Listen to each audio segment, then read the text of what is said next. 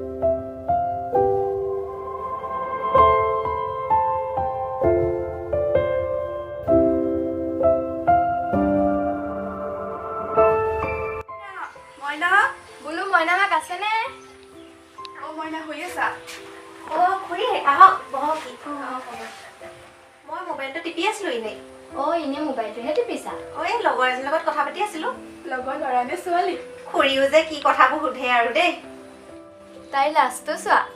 আমাৰ দিনত হ'লে এনেকুৱা মোবাইল নাছিলে দেই আমিও